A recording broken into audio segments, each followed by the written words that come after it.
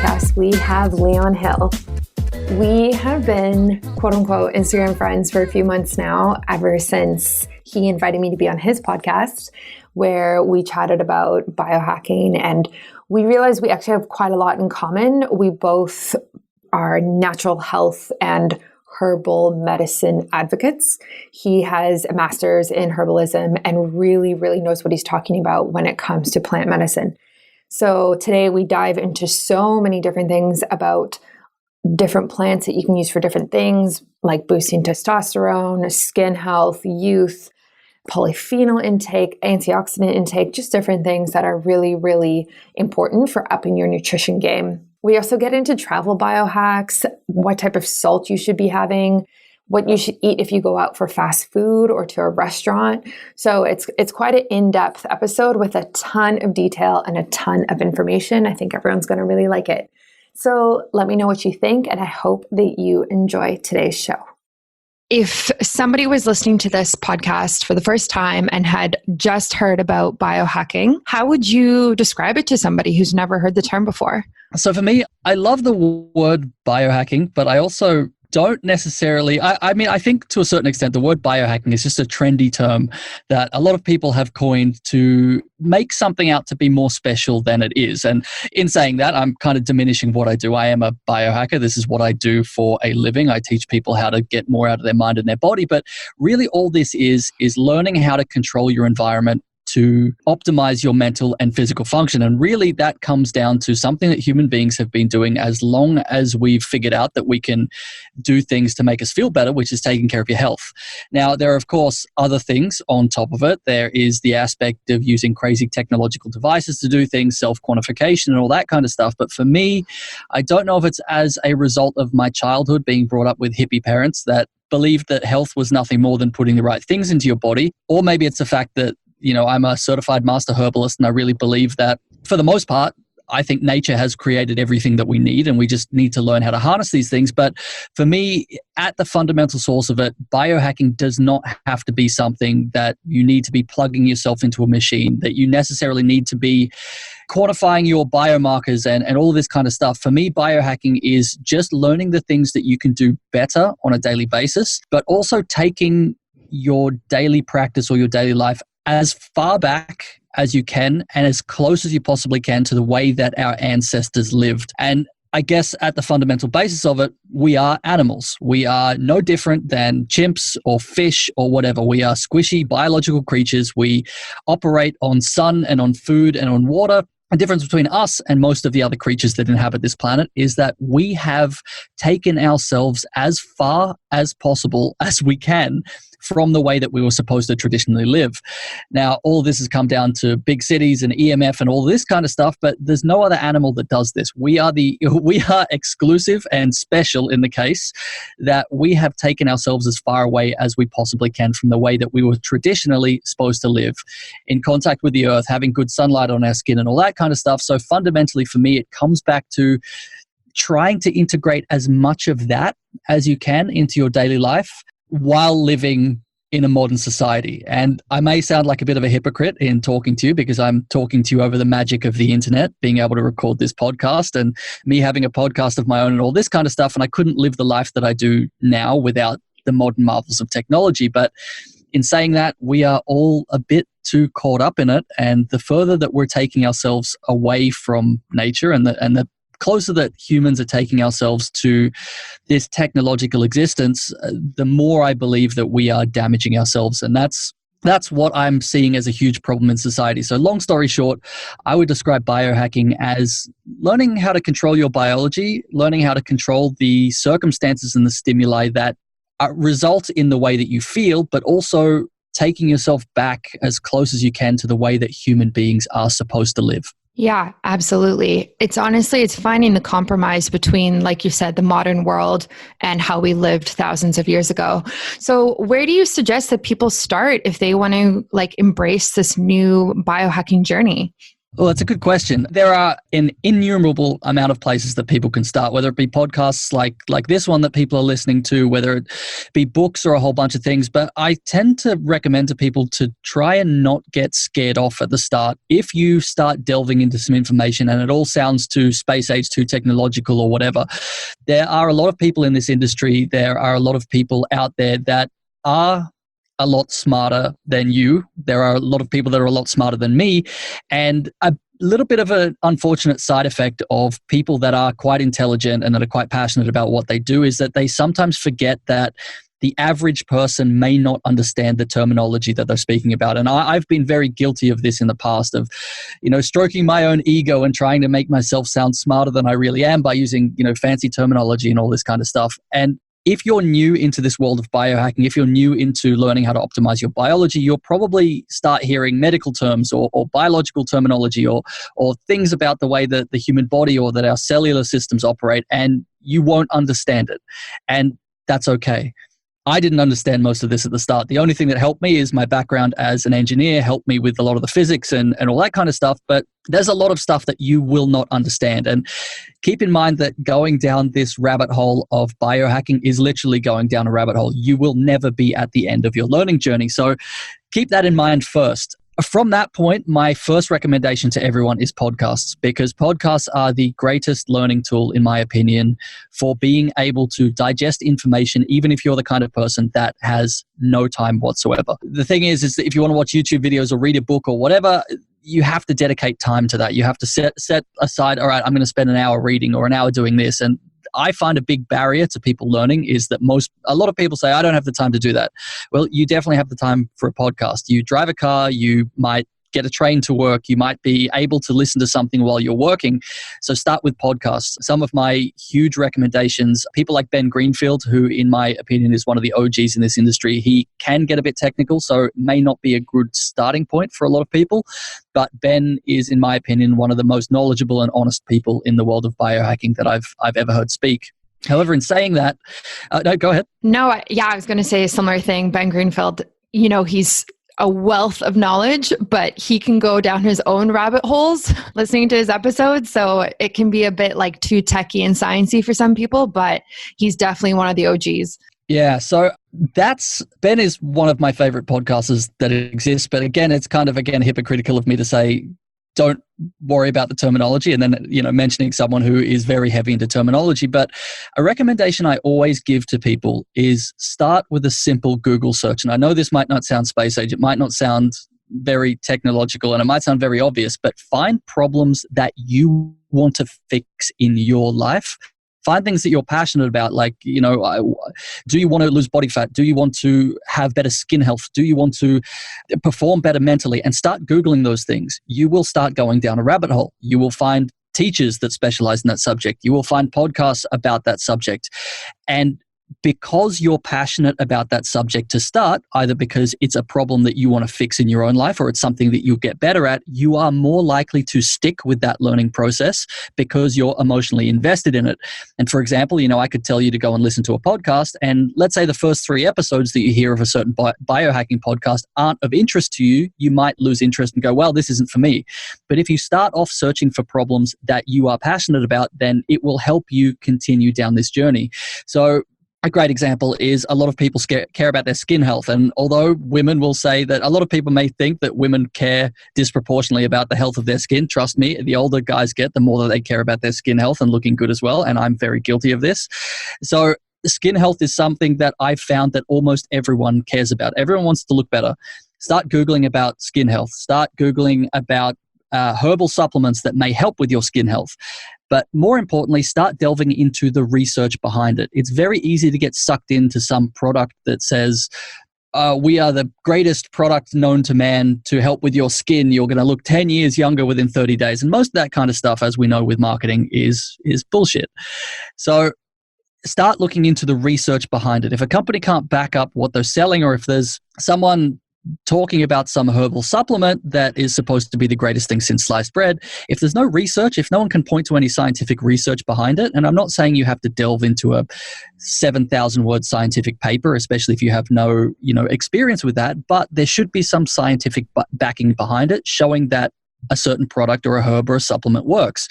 So be wary of that. But again, find things that you're passionate about, that you care about solving in your own life, and start searching for them. And then it will, as I'm sure you'll agree, Brittany, it becomes an addiction. It becomes a never-ending spiral. It just becomes something that seems to take up all of your time. And I'm okay with that, because I love doing this more than just about anything that I've ever found.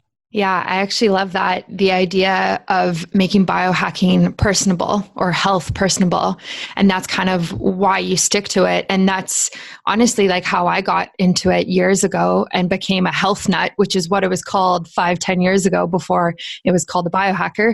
Was like exactly that, like Googling all of these different symptoms that I was having and not finding answers, and having to go deeper and into the research and into books and different things. So I think that's an excellent point. So on that point, like, what would you say that your first biohack was for yourself that you brought into your ritual or your daily routine?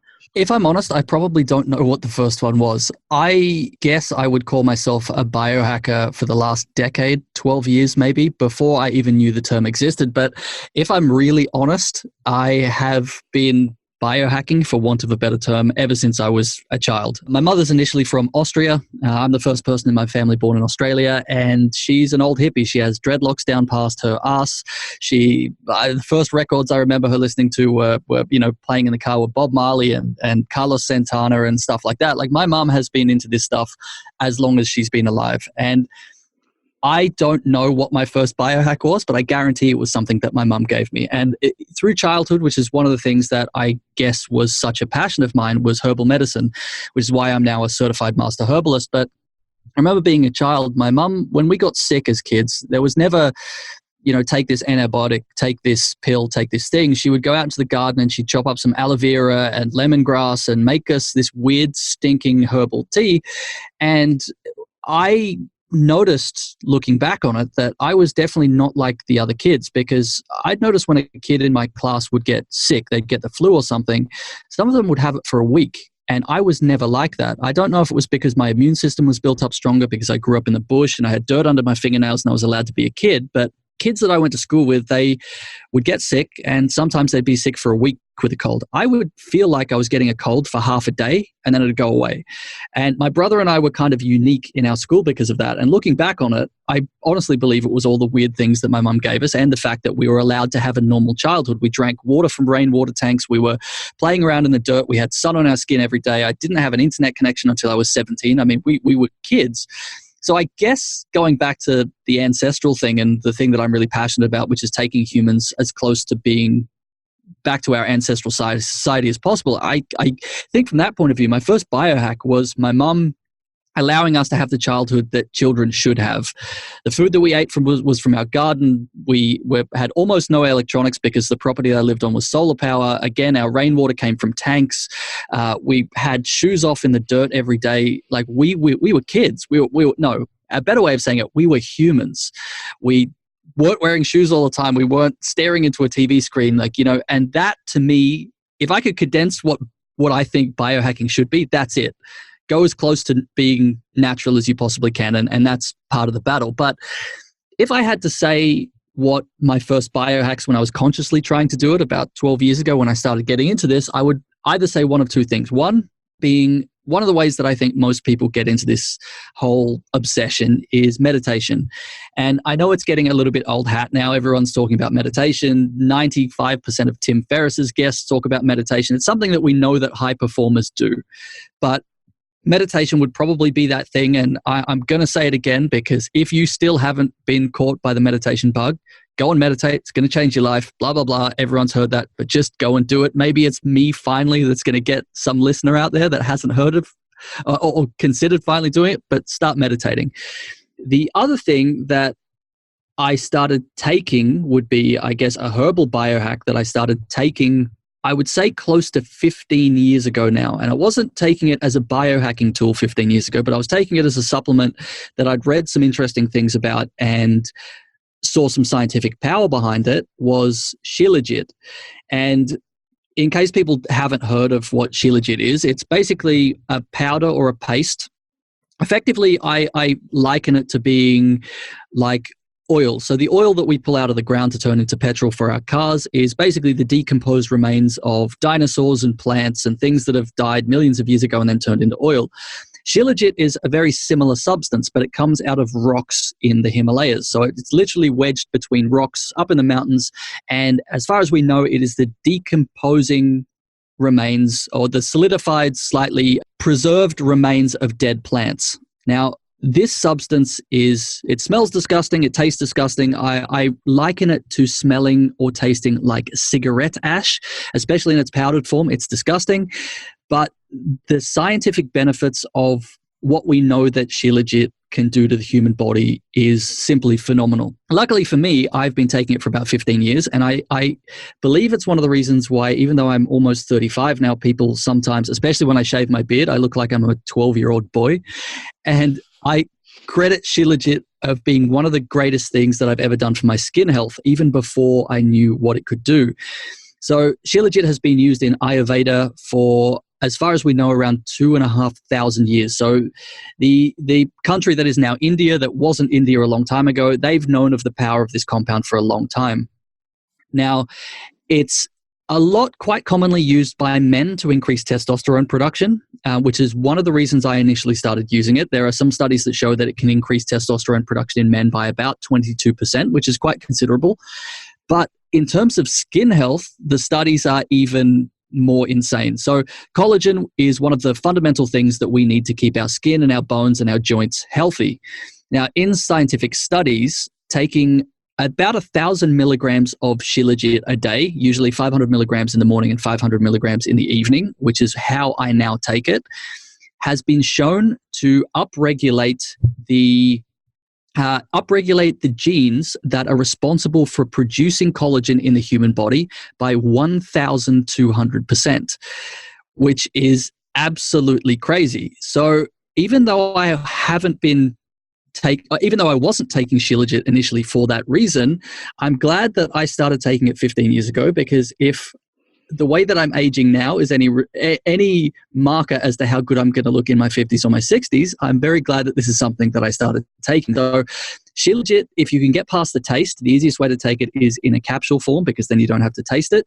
I was for years taking it in its raw form. I thought that was the best option to take it, but I learned from Dr. Sani Raju of Natreon, who is probably the only supplier of Shilajit in the world that supplies to the West that I actually trust, because of their purification process and all that kind of stuff. But taking raw Shilajit in its pure form, it's likely to be contaminated with heavy metals, which is not something that you want. So about the first 5 years that I was taking Shilajit, I was getting the benefit of it, but I was also possibly ingesting some other things. It's not definitive.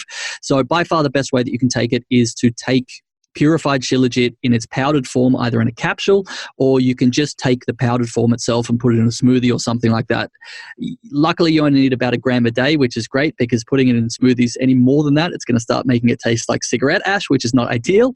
But about 500 milligrams to 1,000 milligrams of that in a smoothie gives it this kind of weird, earthy, slightly metallic-y taste. You just kind of notice there's something weird and amazing maybe in Herbal in there that's doing something, but you don't exactly know what it is. So yeah, my first biohack that I probably implemented into myself, not necessarily knowing the power of it, but glad being doing it, was Shilajit probably around 15 years ago. Wow. That's really incredible. I've tried it. I've tried it in a paste form, actually. And you add it to water and stir it and have it in the morning. And it definitely tastes very earthy. Actually reminds me of kava a bit. I don't know if you've ever had kava, but that's so interesting that you are using that and you've been using that for so long, because I've just started hearing about it now. It's definitely not mainstream or anything yet. So in terms of skin health, it sounds like it's a pretty important area for you, and it is for most people really. What other biohacks would you say that you are doing right now, or that you've played around with in the last few years? Well, so my big thing is that, which is something that I know we both massively agree on, is trying to make biohacking more accessible to people. And I think going back to what I was saying at the start, people getting a bit too technical and being scared off by technological terms and all that kind of stuff. I think another thing that scares a lot of people off is they hear people talking about, Ben Greenfield. Another great example is Ben talks about, he spends $50,000 a month on his longevity and all this kind of stuff. And some people just go, whoa, I can't afford that. This is out of my reach. So what I've been trying to do, my big passion, and again, going back to herbal medicine and all this kind of stuff, is making things as accessible as I possibly can. So that tends to be my focus on a daily basis, finding scientifically backed compounds, herbs, medicines, things like that we've been using for thousands of years that science is now showing that work.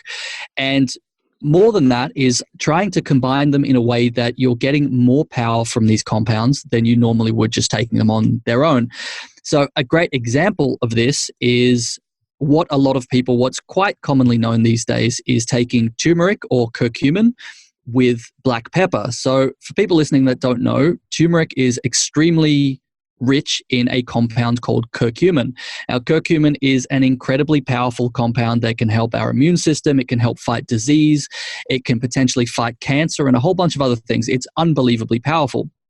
However, it's unfortunately not very bioavailable for the body, which means the body can't use a lot of the curcumin that you're putting into it. So taking turmeric, if you're the kind of person that takes turmeric tablets or pills or raw turmeric every day, great, don't stop doing it. But the fact is that your body is not able to use a lot of the curcumin that you're actually putting into it. So a big passion of mine is finding compounds that enable us to make compounds more bioavailable when we use them together. So curcumin, when you mix it with black pepper has a compound in it called piperin. And that piperin, when mixed with curcumin, makes the curcumin somewhere between around 800 to 1,000 times more bioavailable for your body. So you're actually absorbing about 1,000 times more of the curcumin, or your body's able to use about 1,000 times more of it, or 1,000 times better when you mix it with black pepper. So things like that are so unbelievably interesting to me just by synergistically combining certain compounds that are found in nature. And keep in mind, we're not extracting this. We're not taking the curcumin out of the turmeric and extracting it and putting it through some medical process to make it more powerful. We're literally just mixing freshly cracked black pepper with it, and it makes it more powerful. So an easy way to do that, if people are taking turmeric, literally just put it in a glass of water, blend it up, put a huge pinch of freshly ground black pepper in it and drink it down. It's not going to taste amazing, but if you can help your body fight off cancer and disease and oxidative stress and DNA damage as a result of taking that, that's incredible. So there are some really amazing examples of this, and I'll probably start going down the rabbit hole with this craziness now because this is what I'm unbelievably passionate about. So one of the things that all human beings, I believe, should be doing when it comes to biohacking or general health is giving their body the tools that it needs to fight off damage. So one of the big problems, as I know you will agree, that is an issue with modern life of anyone that lives in a city or that has any device connected next to them or whatever, is that we are exposed to more damage than we ever have been before in human history. You look at beyond 11,000 years ago, before humans discovered agriculture, we were living out in fields, we were hunting and gathering, we had our feet on the ground all the time. There was no EMF, there were no cars polluting, there was no toxins in food, none of this. Our body had to fight off certain things, but it didn't have to fight off much. Now it's a completely different story. The average person in a major city in the West has around 8 connected devices per person. So you're getting bombarded with all of that. You're inhaling cigarette smoke from people around you. You're inhaling car fumes. You're inhaling the excess jet turbine fuel of planes that are flying overhead. All of this is damaging your body, and your body's having to fight harder than it ever has before. So we need to be giving our body the tools that it needs to be able to fight this stress the best. Now, there are an amazing amount of compounds and things that can help our body do this. And one of the things that's become extremely popular are, of course, antioxidants or polyphenols or phenolic compounds in general. Now, you'll find phenols or polyphenols in a bunch of foods. You'll find it very heavily in spices. You will find them very heavily in things like blueberries, fresh fruit and vegetables. So generally, as long as you're eating a widely varied diet, a lot of colorful foods and things like that, chances are you're getting quite a lot of phenols or antioxidant compounds in your body. But there is a way to do that even better, which is, again, something that I try and do whenever I can. So this is going to sound a little bit, probably people are going to roll their eyes and think this is too simple, but apart from things like blueberries and all these kind of things that people that have heard are extremely high in phenols, which are extremely important for our bodies to fight off stress, one of the best things that you can start doing every day, and I will go into some more biohacking ways of how to make it more bioavailable, but is through extra virgin olive oil. This is one of the simplest and most accessible biohacks or biohacking tools that I can recommend to anyone to give your body more of the tools that it needs to fight off stress. So, to start with, extra virgin olive oil is one of the highest things that we know of in phenol content. It's extremely high in polyphenols like oleocanthal, which have been shown to fight off cancer. It basically can destroy inflammation and a ton of other stuff like that. So that's one thing that we know now that we have known for a long time. But let's compare the phenol content in something else or in other foods that we know of that are high in polyphenols. So I'll go back to blueberries. So on average, and this is a very, very, very, very broad average, blueberries have somewhere in the realm of about 5,000 milligrams of phenols per kilogram of fruit. However, that depends on a ton of factors. It depends on where it was grown. It depends on how long it's been stored. It depends on whether it was frozen or fresh. It depends on whether it's organic or not, what was sprayed on it, and all of this kind of stuff. So 5,000 milligrams of phenol content of blueberries, that's quite high. However, there have been some studies that have shown that in some cases, when you finally actually get those blueberries into your body, buying them fresh or from a frozen packet, you may only be getting 5% of that because of how much that phenol content has degraded over time. And let's face it, the modern way that we ship vegetables and fruits, the modern ways that we produce it at extremely fast speeds with, growth accelerators and all this kind of stuff is reducing this anyway. And then the transport process reduces it even further. So let's say out of that kilogram of blueberries, out of the initial 5,000, you may be only getting 250 milligrams of those phenols in your body.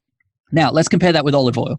So extra virgin olive oil on average has somewhere in the realm of around 1,000 milligrams of phenols per kilogram, which you might think, all right, that's only about 20% of what blueberries were.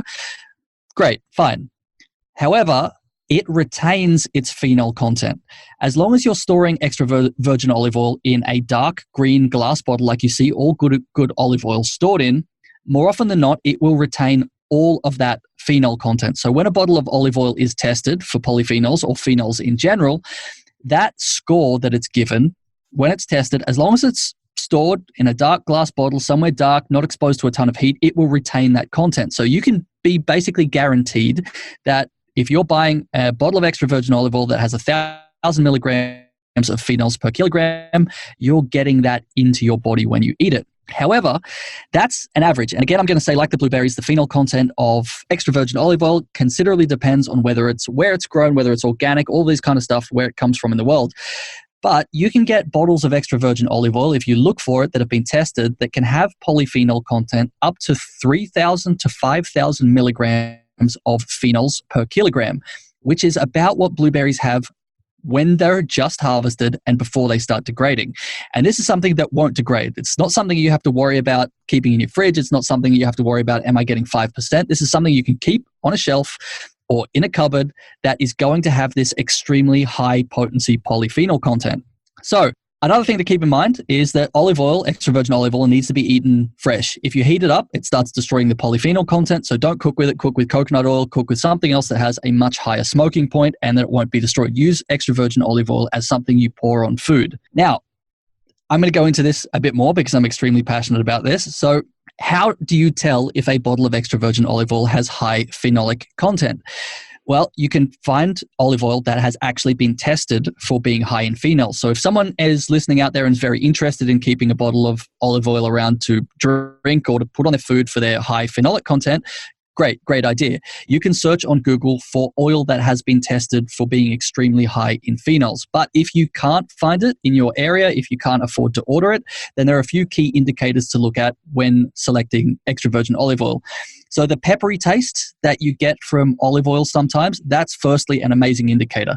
The more of that peppery, pungent, spicy taste of the oil, chances are the higher in phenol content it will have. Also, if you could find an oil that was imported from a country like Greece or Cyprus or any of those countries from the Mediterranean that have an extremely high rate of sun and heat, most of those countries on average will have a better phenol content than something that was produced, let's say, here where I am in Australia or in the United States or anywhere else. Again, this is only an indicator.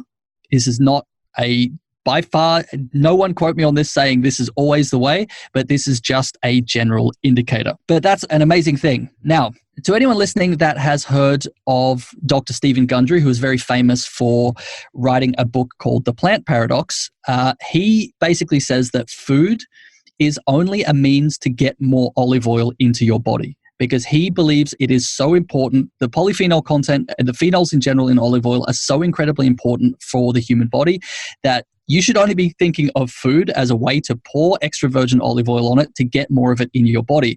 He personally says that he drinks about 1 liter of extra virgin olive oil on his own per week. Now, that is something that I also try to do, but that is also something that for people listening may think, how the hell can I drink 1 liter of extra virgin olive oil a week?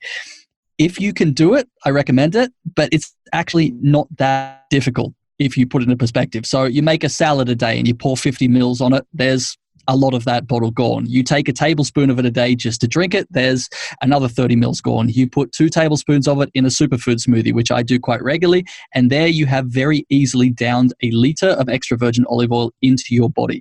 Again, I will say make sure you don't heat it, just get it into your body, because the phenols that are in this oil are so extremely important for your body.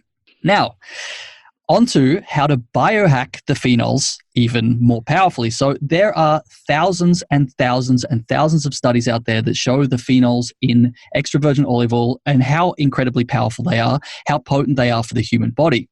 Things like fighting cancer, fighting inflammation, all these kind of things that I've mentioned.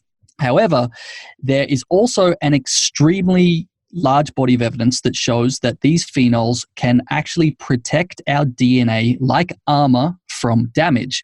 Now, this is actually a topic that I'm covering on my podcast tomorrow. I have an episode coming out just specifically on this, but I'll share it with your listeners as well because I think it's so powerful. So, in a 2016 study, it was shown that when the phenols in extra virgin olive oil were mixed with the phenols from the herb thyme, which is an extremely common herb that almost anyone in any supermarket in the world can get hold of thyme.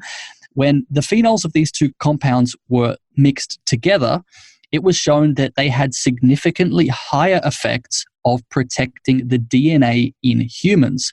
And this was done by scientific lab study, and it was proven without a doubt that it looked like it was, it affected a combination. I think it was the NF-kappa B pathway in the human body that showed that there were certain biomarkers when the phenols in thyme and olive oil were mixed and we ingested them, that it actually slowed the DNA damage on the human body that we're subjected to every single day. And what's crazy about this study is that when this study was done, it wasn't like these people were being given a ton of extra virgin olive oil. They were being given 25 milliliters of extra virgin olive oil a day, which is about a tablespoon, mixed with thyme, the herb thyme. That's it. So if you want to do something that will literally protect your DNA on a daily basis, drink extra virgin olive oil, mash up some thyme with it, the herb thyme, mash it up in it, and take a shot of that once a day. 1 tablespoon, more if you can, and you are literally doing something that has been scientifically proven to protect your DNA. And that, I think, is one of the crazy things that show how powerful plant compounds can be. When you implement them in your life, you don't need drugs, you don't need craziness. Extra virgin olive oil and thyme, you can literally protect your DNA. That's incredible. It's funny you bring up Dr. Gundry. I just read his new book out. I don't know if you've read it. It's called The Longevity Paradox. And he brings it up again, like the importance of olive oil, and basically food is there just to get olive oil in our mouths, and like talks about how him and his wife have so much olive oil every week and like all these different things that they do. And 1 liter a week per person sounds like a lot. Like that is, like I drink 1 liter of water every morning before coffee. And like when I think about that in olive oil, drinking it or eating it, like it sounds very excessive. It sounds like a lot, but it's, I mean, my partner Sorel and I, when we first heard about this, and I started doing some research into it because I first heard about it and I thought, you know, there's so much scientific backing about the phenols in extra virgin olive oil, and that they're considered one of the holy grails for longevity and all this kind of stuff. So I started to delve into it a little bit deeper, and, you know, everything points to, every bit of scientific research that we have points to the fact that, yes, this is correct. So we straight away went, all right, so we need to be drinking 1 liter of olive oil each a week. And at first we were just like, damn, this is a lot of olive oil. Yeah. So, you know, drinking a liter of water in the morning, that's one thing. But keep in mind, you only have to drink about 130 mils of extra virgin olive oil a day. And it's not that hard. I mean, 2 tablespoons is about 60 mils. So put 2 tablespoons in a superfood smoothie. Maybe at some other point during the day, just drink another tablespoon. And there you've got basically 2/3 of your intake. Another tablespoon or 2 over a salad once a day, or over a steak that you've cooked or something like that. It's not that hard to do when you really think about it. But I can't recommend highly enough, and I can't recommend it highly enough based on the scientific backing that people need to be getting more extra virgin olive oil. And it is one of those things that it is worth spending money on. It is something that's not going to degrade as long as you take care of it. It is something that you can buy 5 or 10 liters at a time of good quality stuff and keep it under your kitchen sink or somewhere and just use as much of it as you can. It is that powerful. So I think this is a big metaphor for how simple biohacking can be in terms of taking care of your body with something that basically everyone listening to this will have in their home. Yeah, you're so right. Olive oil is so accessible these days, and there's so many different varieties and so much to choose from. So I think it is a good, almost like superfood. I know that's like a weird word to use these days, but like a superfood to bring in. And it's so interesting you talk about mixing it with thyme, because I've never heard that. I've never heard of that combo yet.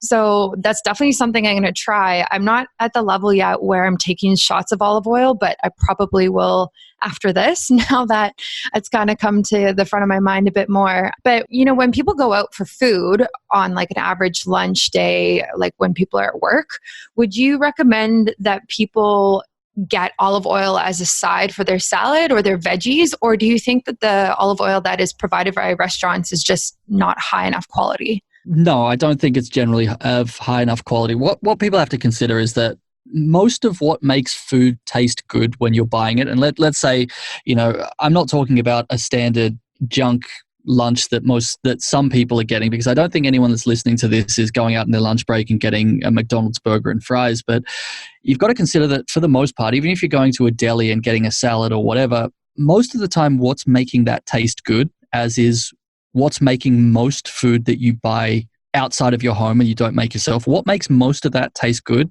is one of 4 things. It's either a ton of butter, a ton of oil, a ton of sugar, or it's a ton of salt. And usually a combination of all these things. And if you know anyone that works in the restaurant industry, they will probably you'll probably be very interested to ask them about how much butter and salt and oil is used in cooking in most restaurants. This is why people say food always tastes better when I'm not at home, because they just cover it in these things. And I'm not saying that individually any of these things are bad. Butter is not bad if you're buying organic grass-fed butter. Olive oil is not bad if you're not heating it up and you're buying extremely high quality stuff. Salt is extremely good for you and is needed by the human body, as long as you're not buying things like sea salt or crappy standard salt that most of it is filled with microplastics. But the thing is, most restaurants aren't thinking about this. They're buying average quality olive oil. It might be okay, but it might not be anything you can think of as a biohacking tool. They're probably using okay butter, but it could be pre-salted. I guarantee most of the time it's not grass-fed. So you're not only getting the butter, but you're also getting the grains that animal has been eating its entire life in the butter, which is not good for your body. It's covered in salt, and again, it's going to be crappy sea salt at best that is filled with microplastics that are going into your body. And for anyone that's listening to this that hasn't read the studies about how much salt is contaminated with microplastics, almost every salt on Earth, and I'm not overstating this, almost every salt on Earth is contaminated with microplastics. And I'll say it one more time, it's that important. Almost every salt that you will buy on Earth is contaminated with microplastics. If it comes from the sea, if it comes from a lake, if it's any salt whatsoever, if you're buying it and putting it into your body, you are putting microplastics in your body as well. Does that include Himalayan salt? No, it doesn't. So the only salts that people should be trusting are salts that are mined out of rock. So Himalayan salt is perfect. It is, not only is it almost completely likely to not be contaminated with microplastics, but it also has some of the highest mineral content of any salt. So sea salt is quite high in mineral content, but it can't compare to Himalayan salt. It also can't compare to another salt that I like to buy. It may not be as accessible to everyone, but fortunately for me, I live most of my year in Iceland. But volcanic lava salt is also, or any kind of rock salt similar, is also most likely not to be contaminated with microplastics. So getting back to it, yeah, if people get a salad and they get a side of extra virgin olive oil or olive oil with their salad if they eat out during their lunch break. It might be okay, it might not. But the thing is, these days, I'm not in a position where I want to take any risks with my health. And I'm not saying that I don't slip up. And every now and again, I will give myself a cheat day. I will give myself a pass to eat whatever the hell I want. If I want to go and eat a big, shitty piece of fried chicken or go and get In-N-Out when I'm in LA, I'll do it. And I won't feel any guilt for it because I'll say, this is my day to do this. And then every other day, I am at 100%. So I don't take any risks with my health apart from giving me a cheat day every now and again. And I'm not saying that you need to hold yourself to as high standard as I do or hold yourself to the highest standard possible 100% of the time because you will go insane. I've tried to be this biohacker and live this biohacker lifestyle 100% of the time. And trust me when I say it is not achievable 100% of the time. Eventually, being a flawed, squishy human, you will want to lash out and you will want to give yourself a break, whether it's to have a night getting drunk with your friends or whatever. Everyone has their vice and everyone will slip up. But in saying that, you should at least be aware of what you're putting in your body most of the time and not have any illusions that just because you're getting olive oil from a salad bar that might be across from your work, you've got to consider that it might not be the greatest quality. It's most of what you're eating at restaurants, they're there to make money. And unless you're paying absolute top dollar or going to a restaurant that is specifically designed to be as health conscious as possible, most of the time you're not putting the right stuff in your body. So long story short, I recommend to people, know what you're putting in your body. If possible, make it yourself. And also don't blame yourself if you slip up one day a week and decide to have a cheat meal, because that's also okay too. Yeah, it's hard though. Like going to restaurants and going out, the marketing is so appealing and it'll say like super green salad with all of these vegetables and things in them. And you think that you're making a healthy decision.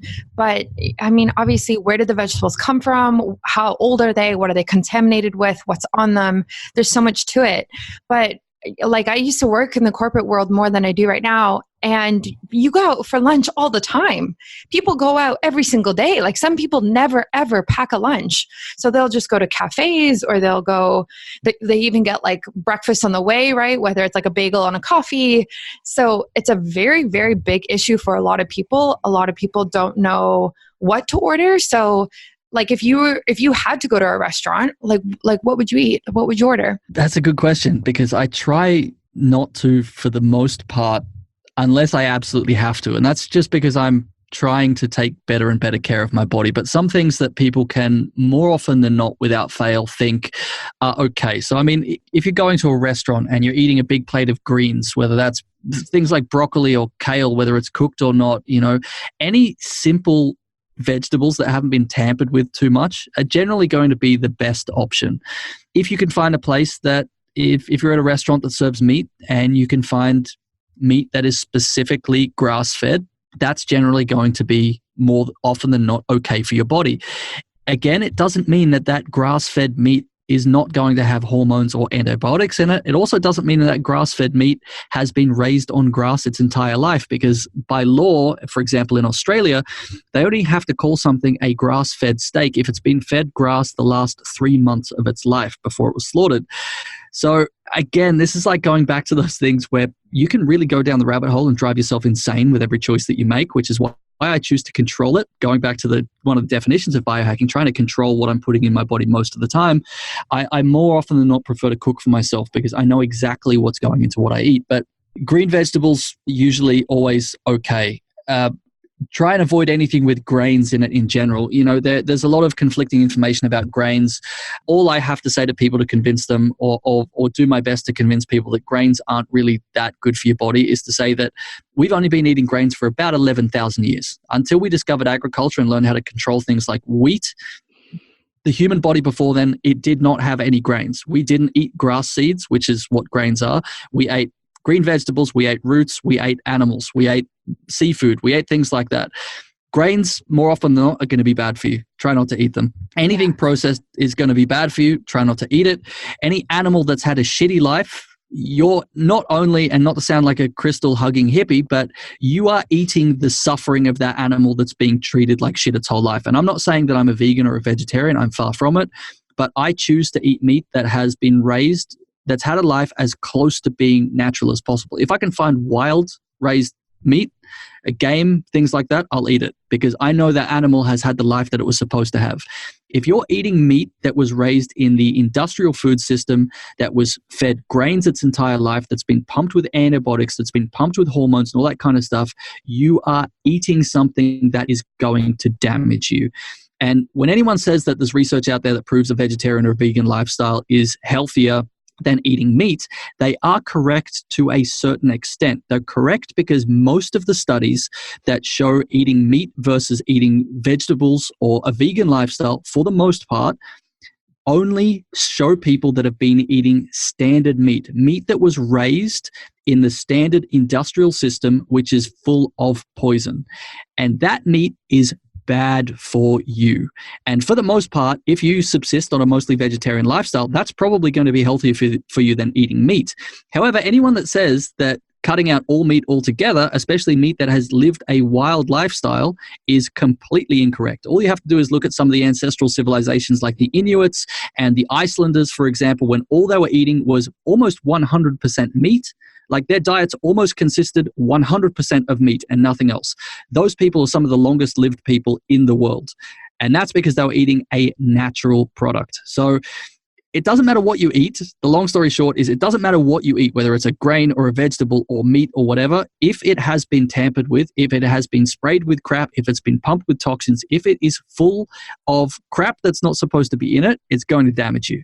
So from that point of view, I try and control as much as I possibly can. And yes, that does mean limiting the amount of times that I go out and eat, but I limit as much as I can any kind of processed, tampered with food. I try and eat everything that I know exactly what's in it because I know that that's going to be good for my body. Yeah, I totally understand. And I'm at a point right now where I almost like cycle in and out of being vegetarian and vegan like throughout the week. I've definitely decreased my amount of meat that I eat just from the books that I've read and podcasts and everything, and just like really being, open to the latest research on it. So the people out there who do eat a lot of meat right now because it's, habitual for them, that's how they grew up, like a lot of people in America and Canada, and they might not necessarily be able to afford grass-fed and grass-finished butter and meat and different things like that. If they do consume conventional meat, is there any sort of like supplement or herb that they can add to that is going to decrease the inflammation that the meat might cause? Yeah, there probably are. So going back to like turmeric or curcumin, that is an extremely powerful tool for inflammation. But anything with a high polyphenol content or phenols in general will assist with this. But to those people who are eating a standard diet, if you are eating meat that is mostly from supermarkets and stuff, what I would say to you is I would say if you can't afford to eat better meat, my recommendation would be to decrease your meat intake as much as you possibly can. If you can't afford to eat meat that has been raised basically as close to nature as possible, cut it out as much as you can, because what you're eating is going to be basically toxic to your body. Most of the time, I eat much less meat than I used to. And that's basically a byproduct of the fact that I travel so much these days. And when I can't get meat where I can trace the origin of it, I simply don't eat it anymore. When I'm at home in Australia, it's fine. When I'm at home in Iceland, it's fine because I can trace exactly where I'm getting my meat from. And in some cases, I'm buying it directly from the people who raise it. There's no supermarket, there's no middleman, there's no anything. So my recommendation would be for those people is to not think about something that you can do to limit the damage. Is the best way to limit that damage is to actually cut that toxic meat out of your life. If all you can afford is crappy industrially raised stuff, it is better that you don't eat it whatsoever. If you need additional calories, start eating more good vegetables and covering them with oil. Oil is so calorie dense. I think a tablespoon of olive oil has about 100 calories in it. So you want to make yourself a plate of roasted vegetables at night, you need an extra 500 calories, put 5 tablespoons of olive oil on it. Done. Easy. So yeah, in my opinion, it would be to definitely do what you're doing, which is cutting out as much meat as possible unless you can get the absolute best quality you can. And it's one of the reasons that I really don't agree with this whole carnivore diet trend that is going around. Now, there are a lot of people out there that do have some correct information. And for example, I just touched on the fact that some of the longest lived societies in the world subsisted primarily on meat. And for example, the Inuits are a great example of this. They ate almost exclusively seal and whale and fish. And those people lived an extremely long time with almost no disease. That's changing a lot because a lot of these cultures are very heavily alcohol dependent and all this kind of stuff. So you can't trust any modern data. But before all this stuff was implemented, these people were living extremely long, healthy lives subsisting on meat. What a lot of people that are doing this carnivore diet thing aren't talking about or aren't doing themselves is most of these people are eating crap meat. They're eating meat that's coming from a supermarket.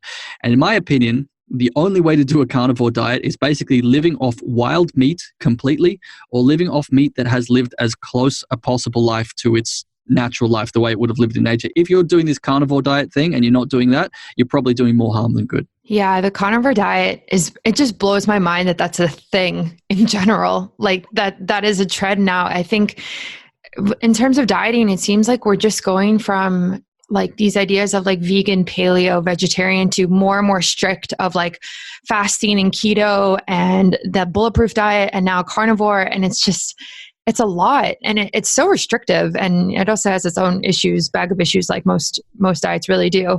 But I just want to touch on something quickly. As someone who travels a lot as well right now, how do you manage the nutrition aspect of biohacking when you travel? Like, do you eat anything on the plane or do you just fast?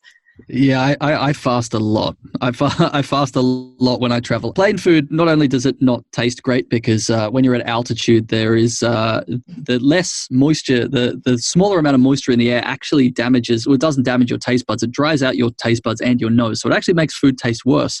So when anyone in the past has heard that old myth that plain food tastes like crap, it's actually for a scientific reason. But I don't not eat plain food for that reason. I just don't eat it because I can't, again, trust what is in it. Even, occasionally when I fly business class for clients and things like that, even business class food I don't trust because I can't trust what is going into my body. So fasting is not only extremely beneficial for the cellular autophagy process and for your body to purge damaged and cancerous cells, which only happens after you haven't eaten for about 16 hours, but it's just great for giving your body a rest. And the thing is that our body uses so much energy when we have to process food that it can't almost do anything else, which is why we feel sluggish after we eat, which is why so many people report feeling so energetic and amazing after they've done the first 24 hours of a fast. And it's because our body has these natural reserves of energy and it doesn't need to be eating all the time. And again, going back to sort of ancestral wisdom, our ancestors used to fast all the time, not because they had to or not because they chose to, but because that was the fact of life. Sometimes they were only eating once a day and the rest of the time, the rest of the 24 hours, their body was in a fasted state. So I see travel now as a benefit. It's something that allows my body to fast. However, on the other hand, unfortunately, a lot of people aren't aware of how many incredibly damaging stresses are put on the human body when we travel. So first off, you've got to look at the circadian rhythm disruption, which we now know is likely leading to people that disrupt their circadian rhythm quite regularly. It's an indicator for an increased risk of getting basically all diseases. So if you want a higher risk of cancer, of diabetes, of heart disease, of all of that, then disrupt your circadian rhythm quite regularly, which is one of the reasons that I'm starting to travel less and less because I just don't want to, because I don't want to disrupt my circadian rhythm. I don't want to keep my body clock out of whack. So it's something I'm trying to limit as much as I can. I still travel between LA and Iceland and Australia, but I'm trying to do it in blocks where I don't do it for, a month and a half at a time. So that's an extremely damaging part of travel. The other damaging part of travel is the radiation that you're subjected to. Not only are you in a magical flying tube in the sky that's surrounded by electronics, but the further you get away from the surface of the Earth, the thinner the air becomes. Now, air, as funny as it sounds, is extremely important for reflecting cosmic radiation away from the Earth. The thicker the air is, so the closer we are to the crust, the more air density there is and the more molecules that there are that can reflect radiation coming from space, which is, we have an extremely powerful source of radiation, which is our sun, which thankfully gives all life to us, but it also can be extremely damaging. And our atmosphere helps to protect us. So when you're in a plane and you're far away from the Earth, because the air is so much thinner, if you are flying, you're being subjected to considerably more cosmic radiation than when you're on the crust of the Earth. And it's getting to the point now where airline workers, because of their radiation exposure, there's a growing movement that airline workers should be classified as radiation workers with all the research that's coming out now. So think about that every time you fly, that you are getting subjected to more radiation than you ever should be subjected to. Over a lifetime of considerable travel, especially if you're a business person and you're in the air quite regularly, this is likely going to put you at an increased risk of basically all diseases. How can you mitigate that? Well, one way to mitigate it is by not having a window seat, by putting yourself as far from the skin of the plane as you possibly can.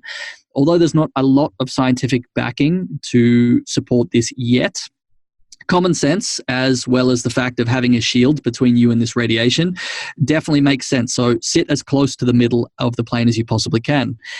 Another thing that you can use that is basically my go-to supplement when I travel is molecular hydrogen. So there are, at this current stage, I think about 2,000 peer-reviewed studies on how powerful molecular hydrogen is as a supplement. It is basically, as far as we're aware, we're starting to get led into the fact that it's probably one of the most powerful antioxidant compounds that we possibly can put in our body. Now, you might say that sounds maybe not that special. Hydrogen is by far the most common element in the universe. As far as we know, it is everywhere around us. However, our body doesn't absorb it in the way that when you take a molecular hydrogen tablet or an inhaler. The brand that I recommend in terms of taking molecular hydrogen is Truzy. If anyone wants to seek Truzy out, go for it. If anyone wants to use my discount code, they can use the code BioAlchemy and you'll get like a 20% discount off it, I think, from last count. But I'm not saying that to go and get you to buy it. Use my code. I don't care. I don't get anything from it. But the fact is that you should be using molecular hydrogen when you travel. The only thing, unfortunately, from this biohack is that it's not a cheap one. It's not, I'm not saying it's inaccessible to people, but a bottle of it is about $80 if I remember correctly. It's 60 tablets in a bottle. And I recommend taking about 2 tablets every hour or 2 when you are in the air.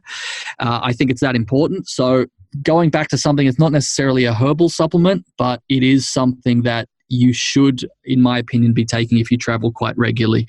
It could end up racking up quite a cost, but apart from that, yeah, I definitely recommend it. The other things that I do to mitigate mitigate the damage from travel is I try and ground myself as soon as I arrive, which is just literally getting my feet on the earth or some grass for about 20 minutes. And for anyone that says I can't do it because I'm landing in a cold place, I live in Iceland and I get outside even when it's snowing and I do it as soon as I land. So if I can do that, you can do it. And it might be a little bit painful on your feet, but it's definitely worth it. Also, the other thing that you can do that can assist is taking an Epsom salt bath after you travel. May not be as accessible if you're traveling at hotels, but if you're coming home, have a really long Epsom salt bath after you travel. But just trying to get your body on its local time zone as soon as you can and not punishing your body while you travel. Of course, no alcohol, no coffee while you travel because they're just going to dehydrate you, as is air travel going to do as well.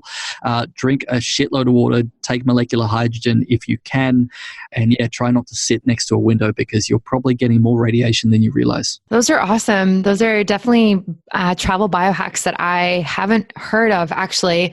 So the ones I dabble in is more like activated charcoal I take, or what's the other one? Oh, NAC, like N-acetylcysteine, which is a precursor to glutathione. So those are the ones that I've always taken. But molecular hydrogen sounds very interesting, like that. Yeah, I haven't even heard of anybody taking that while traveling. And also what you're saying, like sitting away from the window seat is really, yeah, I definitely sit next to the window every time I can because it's easier for me to sleep. And I try and like sleep throughout the whole flight. And there's almost like a bit more space because you can lean on something. But now I think you've kind of made me rethink it. Yeah, and I also don't recommend that I used to be a big proponent of, taking a melatonin tablet just, as soon as I got on a flight to knock myself out. Sometimes I'd even, smoke a joint or something before I'd get on a flight just so I'd be so stoned that all I would do would be sit in a plane seat and fall asleep. Or what a lot of other people do is drink a shitload of alcohol, which knocks them out and you're just damaging yourself. And I used to recommend doing that because sleeping through a flight is quite easy. I do recommend sleeping through a flight if when you're sleeping on the plane, it is at the time zone that you're landing, that is the time that you should be asleep.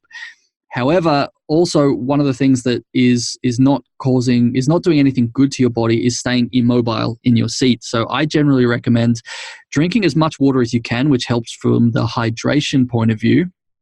But by drinking a lot of water, it's also going to keep you getting out of your seat every 30 minutes to use the bathroom, or every hour to use the bathroom.